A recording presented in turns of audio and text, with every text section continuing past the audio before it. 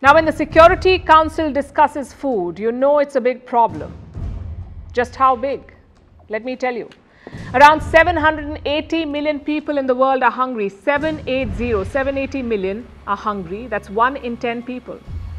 They don't know where the next meal is coming from. Around 345 million people are facing acute hunger. That's borderline starvation. This number has doubled since 2020. And of these people, around 49 million are on the brink of famine. These are unprecedented levels. The World Food Programme was set up in 1963. Since then, global hunger has never been this high. So why now? Well, one reason is the population. When overall population rises, so does the hungry population. But that alone is not causing this. Two man-made problems are fueling this crisis: conflict and climate change. Wheat prices are up nearly 10%. Millions of tons of wheat are stuck in Ukraine. Think about how absurd that is. 780 million people are hungry, yet wheat is just rotting away because of war. That's one problem. The second cause is climate change. 2023 has seen some of the worst heat waves. Population is rising, but our food production is falling. Obviously, that is bad news. These two factors have forced countries to take drastic calls. India, for example, we've banned the export of two important grains, wheat and non-basmati white rice. Both decisions were crucial. India makes up around 40% of global rice exports. That's around 22 million tons. A big chunk of that is non-basmati white rice. Imagine that supply disappearing overnight. The effects are already visible. Rice prices are up almost 20% compared to January. It's the highest level since 2011. So here's the bottom line. Climate change is reducing our output. War is affecting our supply lines. If you add these two, what do you get? A global food crisis. That's what you get.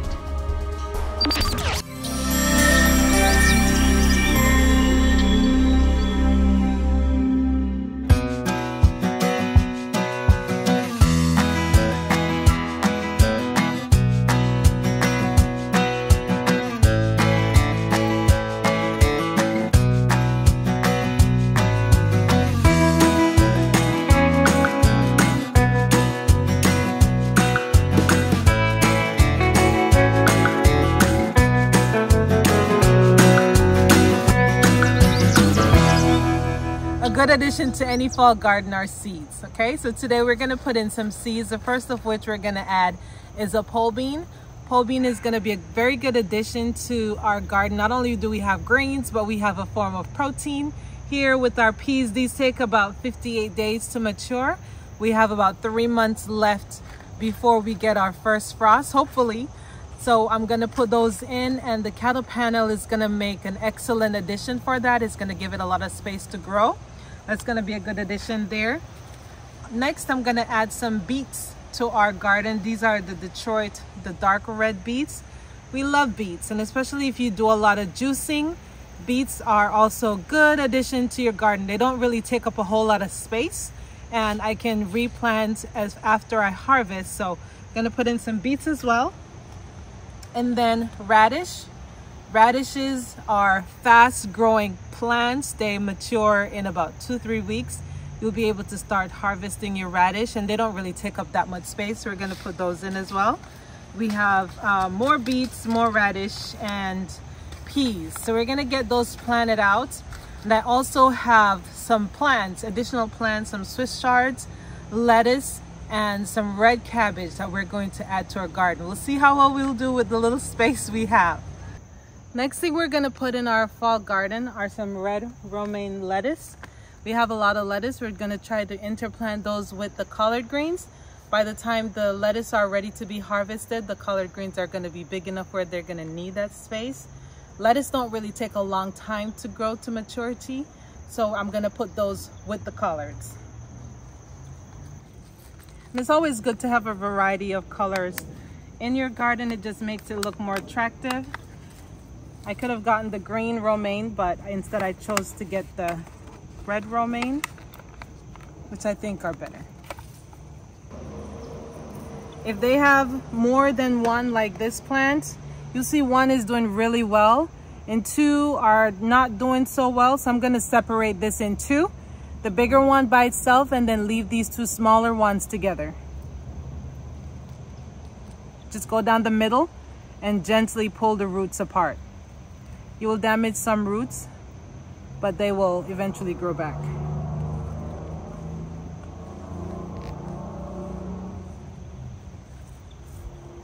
And just like that, we're gonna put the lettuce in. If I was sowing seeds, I would put the seeds a lot closer together and have them bunched. But since I have the actual plants, I'm just going to give them some good spacing. This one only has one.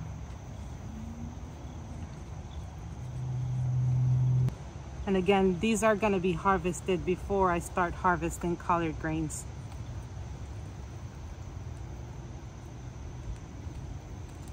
If you have plenty of space in your garden, you can go ahead and spread them out as you so choose. But for us, we don't really have a lot of space at this time. So we're just going to plant them, interplant with the other veggies in our garden.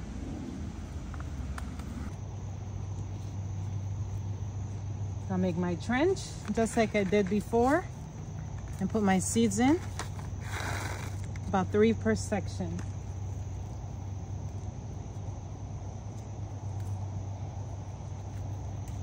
And as I said, we want to make the most of the little space that we have.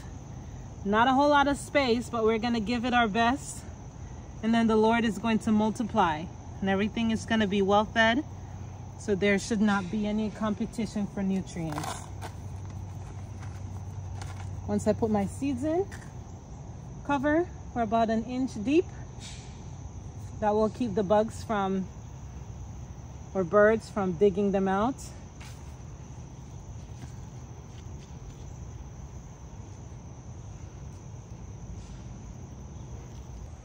Because the cattle pen will go on both sides of the garden, I'm going to put some pole beans on this side as well. These are another variety of pole beans. Blue Lake pole beans, we're going to add those. This is going to help me plant these. And pole beans are good to add to the garden. You can harvest them when they're very young. You can harvest them when they're full and shell for the peas. It's really up to you. Cover it to about 1 inch deep.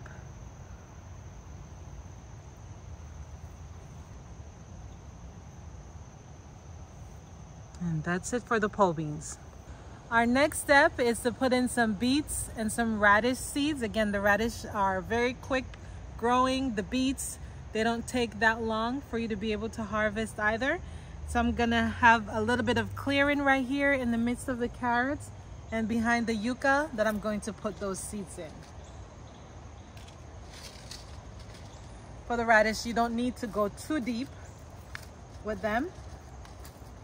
It says mature in 28 days, about 2-3 weeks. We should be able to get a harvest of radish. So I'm just gonna ruffle up the soil gently between where I have less carrots coming up. And I'm gonna drop the radish seeds here.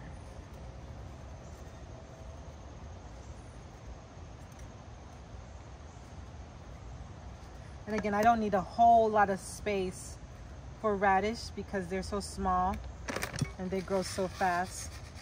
But since the carrots were already growing in this area, I don't want to get rid of those. So I'm just gonna put in some radish.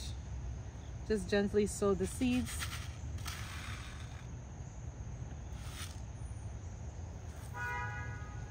And I'm gonna cover over. Gonna do about half the packet. Once I get these harvested, then I'm going to put in the rest.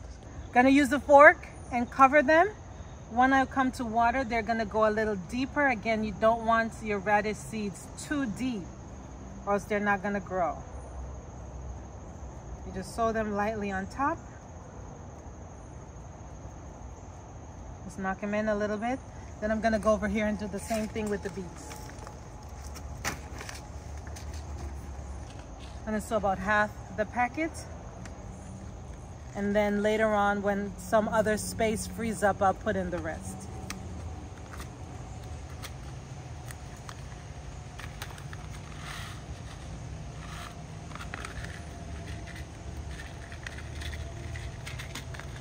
Show me your hands.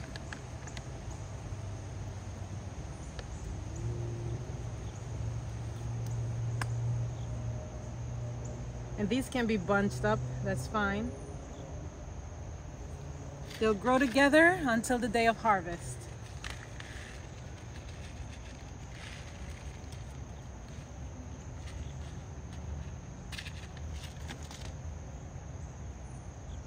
The beets are going to be a little bit deeper than your radish.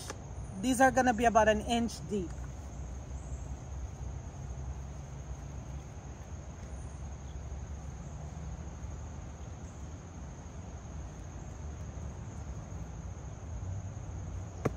And that's it. That's about all the space that we have. Unfortunately, we were not able to get the cabbage in. We'll have to put that in the next garden. So that's the update for today on getting our fall garden ready.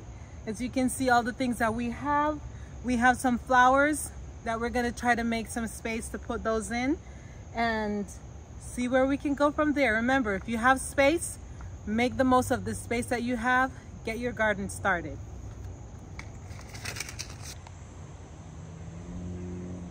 What's a garden without some color? We're gonna add some flowers.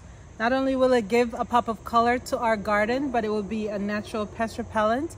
Marigold is a good pest repellent, and the flowers are also edible. So we're gonna put some of these in our garden.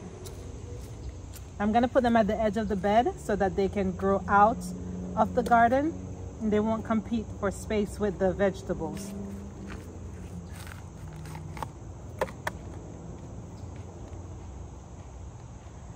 So you have, of course, the yellow marigold and you have the orange marigold.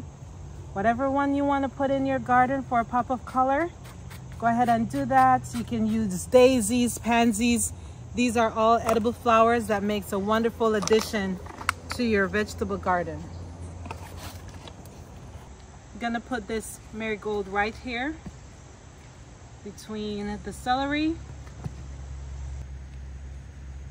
If you have garlic or green onions, anything that will add as a natural bug repellent, you can also add those in your garden too, because they won't take that much space. Oh, this one's really big. You can tell that you have very fertile soil by the life that's under the ground when you start to dig. So again, the more bugs you see, the happier your garden will be. So don't get too scared.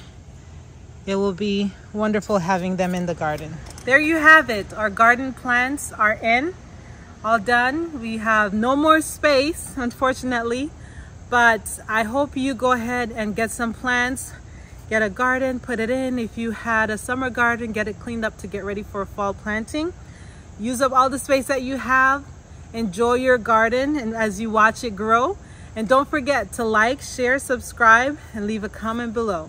Happy planting and thank you for joining us on Seed Time and Harvest. Bye.